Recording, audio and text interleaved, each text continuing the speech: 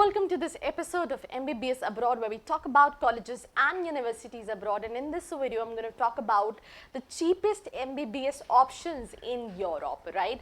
I mean, NEET के result के बाद एक बहुत बड़ा चंक है जो देख रहा है कि मुझे इंडिया में क्या क्या कॉलेजेस मिल सकते हैं, BHMS करूँ, BMS करूँ, BDS करूँ, बट उसी के साथ साथ एक बहुत बड़ा स्टूडेंट का नंबर होता है जो ये सोचता है कि क्या मैं MBBS अब्रॉड कर लूँ, राइट? वो ये नहीं सोचता मुझे MBBS अब्रॉड करना है, वो सोचता है क्या विद अ क्वेश्चन मार्क कि क्या मुझे MBBS अब्रॉड करना चाहिए, बिकॉज इंडिया में private colleges are very expensive, right? And जो बाहर की कंट्रीज है, नॉट यूएस तो बहुत एक्सपेंसिव है, जो बाहर की कंट्रीज है वहाँ पे MBBS उतना एक्सपेंसिव नहीं है, राइट? तो वो कैसा ऑप्शन है ये कहीं ना कहीं स्टूडेंट्स देखते हैं। तो अगर आप ये देख रहे हैं कि चीपेस्ट मतलब जहाँ की फीस सबसे कम है, राइट, इट डजंट मीन्स कि वो कॉलेज अच्छे नहीं है, राइट, इट मीन्स कि जिनकी फीस कम है ऐसे कौन से ऑप्शंस हैं जिनको आप यूरोप में देख सकते हैं। और किसी भी पॉइंट ऑफ टाइम पे अगर आपको एक थॉट आ रहा है कि करना चाहिए नहीं करना चाहिए, क्या करना चाहिए, उसके लिए यार नीचे फॉर्म दिया है, फिल करके सारी डिटेल्स ले सकते हो, स्टूडेंट से कनेक्ट कर सकते हो, उस यूनिवर्सिटी में FMG के लिए क्या प्रिपरेशन के लिए फैसिलिटीज़ प्रोवाइड की जाती हैं, कितना सेफ है, कितना सिक्योर है, मीडियम ऑफ टीचिंग क्या है, ये सारी चीज़ें आप वेरीफाई कर सकते हो। So let's get started with this episode, जहाँ पे अगर हम बात करें तो पहले तो हम लास्ट डेट टू अप्लाई की बात करें तो percentage criteria for MBBS in Europe, right?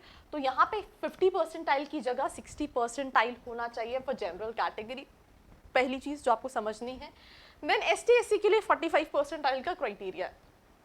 NEET तो रिक्वायर्ड भी है, IELTS एंड TOEFL भी जो है वो कंपलसरी है if you want to apply for universities in Europe, right? I mean, there are so many countries like, Philippines is there, you talk about China, you talk about, Russia, they don't ask, this IELTS and TOEFL. But if you wanted to apply for, especially universities in Europe, then in that case, IELTS and TOEFL जो है वो required है।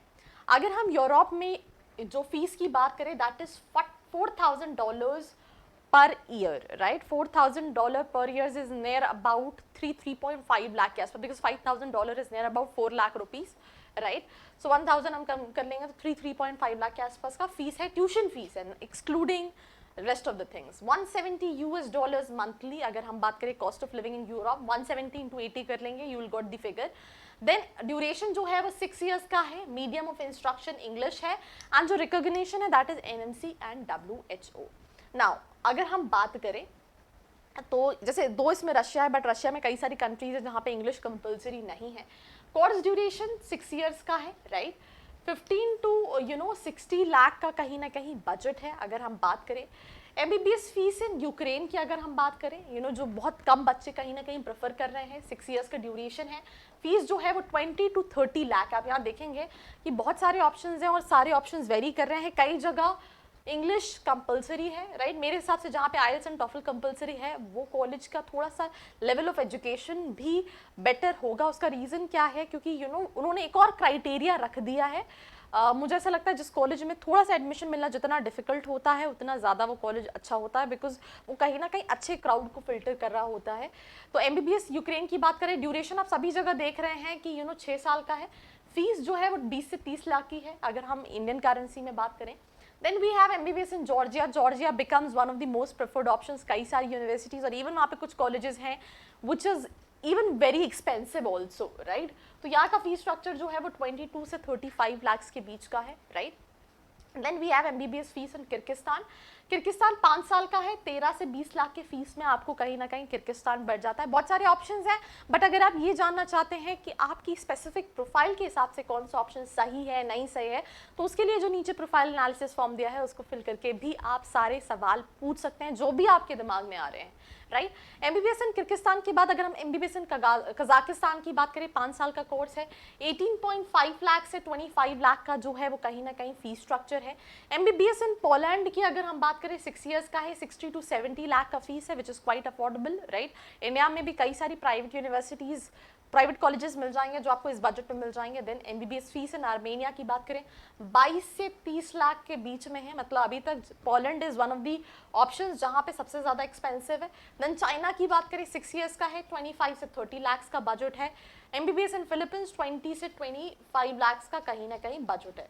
सो in short मैं आपको कहीं ना कहीं ये बताना चाह रही हूँ कि सारे कॉलेजेस कुछ 60 लाख तक हैं, जैसे रशिया में 60 लाख तक के भी फीस स्ट्रक्चर वाले कॉलेजेस हैं। पोलैंड थोड़ा सा एक्सपेंसिव है, बट बाकी कॉलेजेस 20, 25, 30 लाख के बीच में कहीं ना कहीं लाई कर रहे हैं अगर आप अपना एमबीबीएस अब्रॉड प्लान कर रहे हो। अब इनमें कैसे डिसाइड करना है, मैं इस पे भी एक वीडियो बना चुकी हूँ।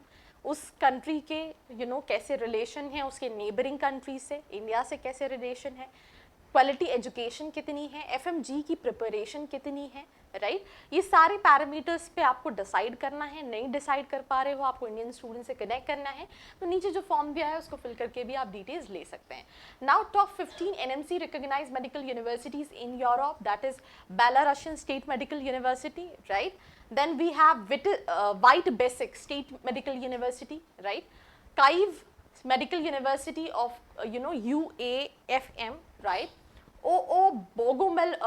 Bogomolets National Medical University, ये वहाँ के नाम है, that is the reason pronunciation हो सकता है थोड़ा सा ऊपर नीचे हो, that you can check it out. Zaporozhiv State Medical University, Tharshian University, European universities, ये top 7 universities हैं. Then we have Ivan Tbilisi State Medical University, Georgian National University, Georgia, Tbilisi State Medical University, Medical University of Lodz, Medical University of Lublin, Nicholas Copernicus University, the Medical University of Silesia, right, and University of Heidelberg, right. ये top 5 recognise universities हैं Europe के अंदर जिनको आप अपनी list में रख सकते हो। इनमें से कई सारी यूनिवर्सिटी पे मैंने इंडिविजुअल वीडियो भी बनाया है, बट अगर आप चाहते हो मैं किसी स्पेसिफिक यूनिवर्सिटी पे वीडियो बनाऊं तो आप कमेंट सेक्शन में मुझे कमेंट करके पूछ भी सकते हो। Now popular countries for MBBS in Europe, MBBS in Romania, Poland, Germany, Belarus, Georgia, ये पॉपुलर डेस्टिनेशंस है अगर हम स्पेशली बात करें यूरोप की, जिसमें से जर्मनी कई सारे बच्चे जाते हैं because of the free education, right. Georgia ये थोड़ा सा डेस्टिनेशन काफ़ी ज़्यादा निकल के आया है, काफ़ी स्टूडेंट्स जो हैं वो इसको प्रेफर कर रहे हैं, तो कहीं ना कहीं आप इनको प्रेफर कर सकते हैं। पोलैंड थोड़ा सा एक्सपेंसिव है क्योंकि हमने देखा कि 60 to 70 लाख का बजट है, एंड कहीं ना कहीं बच्चा एमबीबीएस अब्रॉड के लिए जाता ही इसीलिए है क्योंकि उसका बजट जो है वो उतना अच्छा नहीं होता है, राइट। रोमानिया, बेलारूस में आप इसको बहुत कम स्टूडेंट्स प्रेफर करते हैं, specially Indian students. So again ये टॉप कंट्रीज हैं, बट आप अपने प्रोफाइल, अपने बजट, अपनी नीड के हिसाब से प्लान कर सकते हैं। कोई हेल्प लगेगी तो आप नीचे रीच आउट कर सकते हैं।